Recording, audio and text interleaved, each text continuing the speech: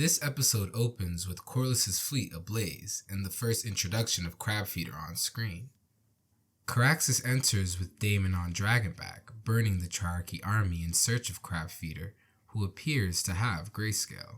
His grayscale isn't the only callback to Game of Thrones. If you look closely, he's also wearing a broken Sons of the Harpy mask. After Daemon ultimately fails to advance and retreats, the scene cuts to the Red Keep, and an audience grabbing Aegon on his second name day, reflective of the 3-year time jump from last week's episode. Hobart suggests Otto should solidify his grandson as heir, given he is the firstborn son of Viserys and Alicent, an obvious attempt of having the half-Targaryen, half-Hightower boy on the throne, increasing the status of the Hightowers and as a result, Hobart himself. As the war for the Stepstones enters its 3rd year, surprisingly long for a ruling family with dragons, Viserys, as he was in the first episode, seems uninterested in hearing of the matter that was started without his leave, and instead has gone full-blown dad mode. In our first scene with Rhaenyra and Alicent after the marriage reveal, we see the relationship between the two has grown sour. As a back and forth on account of their titles is displayed, Rhaenyra rarely looks her in the eye. The first Easter egg we get in this scene is the song Under the Dragon's Eye that Rhaenyra is listening to on repeat in the Godswood. This song is another Nymeria reference in which her main ship of the 10,000 in her fleet was known as the Dragon's Eye. This was probably because her ship would literally be under the watchful eye of her circling dragon. In the carriage, Rhaenyra depicts her unwillingness to birth, when referencing to the discomforting sound of wailing children, as it cuts to a fussing Aegon, the present object of her ire. Rhaenyra's bitterness is on full display throughout these following scenes, as she's even snited for supplanting Daemon as heir. While in the Fire and Blood books, the nickname we learned Viserys gives Rhaenyra, the Realm's Delight, is on account of the great love the realm soon came to bear Rhaenyra, this love seems marred in this scene by the bitterness of Daemon's displacing his heir. Of course, it's important to understand that one Lady Redwyne isn't reflective of the rest of the realm. We meet Jason Lannister as Rhaenyra does, as he questions whether her second name day was as grand as her younger brother's. We immediately get to see that Jason's intentions with her are not of a friendly chat over wine, but an invitation to be his wife. Given the fact that the Lannisters aren't as powerful or influential of a house yet in House of the Dragon as they are in Game of Thrones, it's clear why Jason would be trying to court the current heir to the throne, who respectfully declines. We soon learn that this match was a setup by Viserys, who wishes Rhaenyra married as a result of her age of maturity. Rhaenyra is of course shocked and confused, and offended, but this should come as no surprise. Rhaenyra responds by taking her horse and running away, with Sir Criston Cole, her sworn protector, chasing after her. Cole expresses his gratitude to Rhaenyra for naming him Kingsguard, which brought great honor to his house.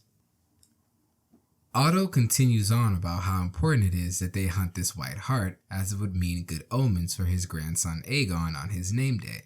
This clearly increases the pressure on Viserys as he dumps back cup after cup of wine, just like Robert Baratheon before the hunt that ultimately kills him. Another Easter egg and connection to the Baratheons in Game of Thrones is the name White Hart. This name is also given to the ship that is part of Joffrey Baratheon's royal fleet in Game of Thrones. Jason Lannister continues his pitch for Rhaenyra's hand in marriage, which a drunk Viserys now takes as an insult, in addition to Jason's implying he would compensate for her change in station, as he assumes, like much of the realm, that Rhaenyra would be unnamed as heir in favor of Aegon, to which Viserys takes even more offense. Despite Viserys' cruel killing of his wife, he seems to want to do better by Rhaenyra, this time giving her a choice and not wishing to command her as Otto suggests. It is strange then that he screams at her in public to do her duty and marry someone already earlier. In accordance with his brother's instructions, Otto attempts to raise young Aegon's station by suggesting he marry his older sister Rhaenyra, a suggestion so outrageous to which Viserys sends him off. As Viserys continues on binge drinking, Lord Strong recommends him a different suitor for Rhaenyra, this time Lord Corlys's son Laenor Velaryon, the Rider of Seasmoke, as a way of reconciling overlooking Corlys's daughter Laena earlier in the episodes. We see Viserys only appears to have 3 fingers or so left, which indicates his infection is spreading. Rhaenyra says her dad can worry himself to death, which maybe foreshadows his actual death. Who knows? When Rhaenyra asks if the realm would accept her as a ruler, Sir Criston answers pragmatically. Just as the two are talking, they are attacked by a boar, which Rhaenyra ultimately kills. What does this scene foreshadow? Was it important? Viserys, still drunk, reveals to Alicent that while the ability to dragon ride is widespread within his family, only a few are gifted with his ability of dragon dreams, which he likens to prophecy, before of course sharing another. As he begins to question his decision in naming Rhaenyra, we further see the indecisiveness of Viserys, and can't help but wonder if his own naming by his grandfather Jaehaerys in of itself was even a good choice. This next important scene opens up with disappointment, as we see the stag they've been looking for turns out to be black instead of white. What does this mean for Aegon's legacy? After Viserys kills the stag, we cut to Rhaenyra and Sir Criston, who ironically run into the White Hart the camp's been looking for all along. Another Easter egg in this scene is how eerily reminiscent it is of Arya's running into the White Horse while battered and bloody while Daenerys burned down King's Landing, just like Rhaenyra. What does this mean for Rhaenyra's legacy? In her dramatic return to camp, Rhaenyra walks by the king's table as her kill of a boar is dragged in for all doubters to witness and eat. She gets impressed looks by the camp and confused looks by her father and company. In this scene between father and daughter, Otto attempts to persuade Alicent, who seems to have good intentions, as if she didn't recognize her role in this power grab in the first place. Otto insinuates that the realm will tear itself apart if a woman rules. Dialogue that feels too on the nose, not capturing the political nuance of the situation, or frankly, how people think. This dialogue by Otto is treasonous, as he says the road ahead is uncertain, but the end is clear, quoting Viserys, who says the same exact line to Rhaenyra in the show's trailer promo. As he did in previous episodes, Otto sends his daughter to the king with a script, in an attempt to guide him to reason.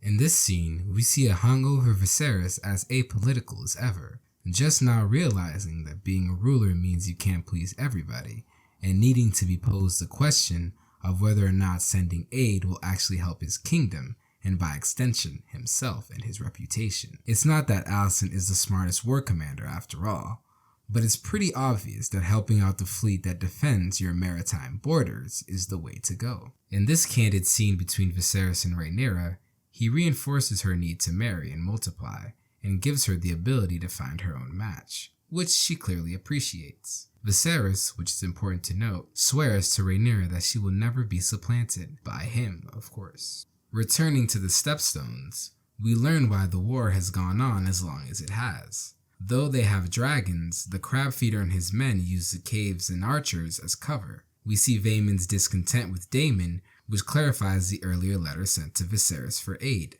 Daemon's live reaction to his brother's letter of aid is reflected in his arrogance, so much so that he rose to crab feeder himself, waving a right flag, clearly attempting to win this war without his brother's aid by making the obvious attempt at drawing crab feeder and his men out of their caves. In what some might call a suicide mission, dodging a hail of arrows and men, unlike Rickon Stark could have done, we get to see how formidable of a fighter Daemon is as he cuts through crab feeder's horde. It is not until Daemon is finally wounded and surrounded, in the same fashion as Jon Snow in Battle of the Bastards by all fronts, that we see Valyrian's men and the first look at Sea Smoke saving Daemon. In Daemon finally drawing out crab feeder's men, he's able to inflict Valyrian's full force on the Triarchy as he himself slices crab feeder in half, a one-on-one fight with an outcome so predictable that it was shown off screen. Crab feeder, the frantically hyped up antagonist, is no more by episode 3. We know nothing about him, his origins, or his motivations. He is just a stepping stone to rush to the next plot point. Thanks for watching Scenical. We appreciate your support. Make sure to like and subscribe if you haven't already, and recommend Scenical to a friend or two.